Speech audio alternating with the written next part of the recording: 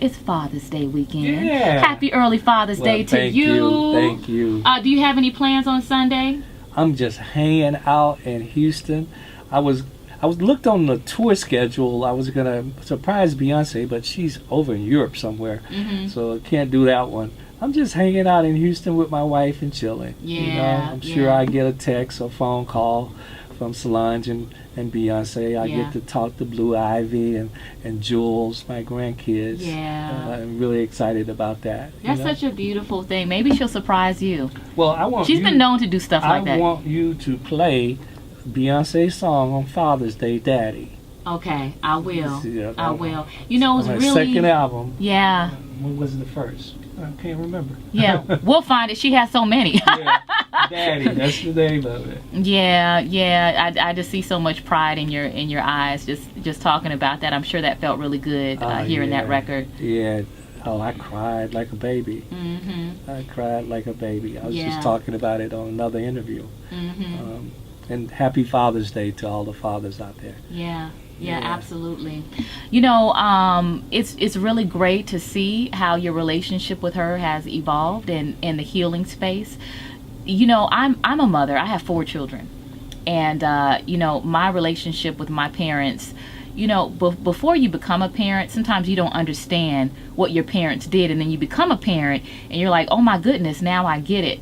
Do you think that you know, having Blue Ivy has provided or contributed to that healing space between you and Beyonce? Yeah, I absolutely think that having Blue Ivy, and you know, you understand what you do for your kid, and you do any and everything. I'm sure everybody's listening feel that way about their kids.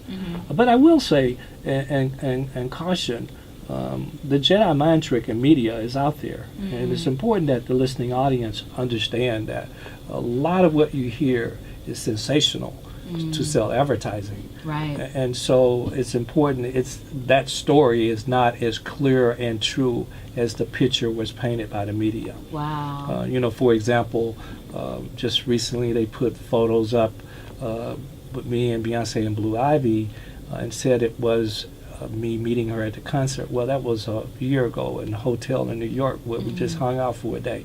So people have, I am one of those people that I just let the media say what they're going to say. I understand it, and I understand what basically the media is about selling advertising and having numbers. And they get numbers. And today we don't have journalism. We just have blogs that people just say what they want to say. And unfortunately, people believe it. And I think, you know, if you look at the presidential election, you understand the Jedi mind trick, I call it. Which is what one of the candidates is doing. It's just sensationalism, not truth. Because to me, intuitively, looking at everything that was going on from what I saw, it always seemed that Beyonce was always yearning to have that father-daughter relationship with you. That was like her primary thing. Like, she wanted that to trump anything, even in terms of you managing her career, and that would seem like that was the most important thing for her. Well, so I think people, again, the Jedi mind trick. You know, I've always been a teacher. I teach. I teach as a manager. I teach as a professor. Teach at my company. I never wanted my kids to be working, letting me be part of them. I wanted, just like with my students, I developed my students to run a business.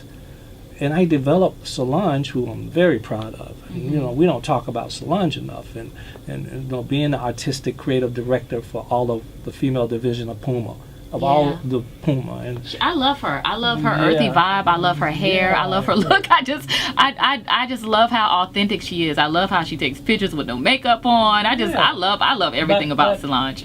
I'm proud as a father on this Father's Day that I helped to develop my kids to be entrepreneurs.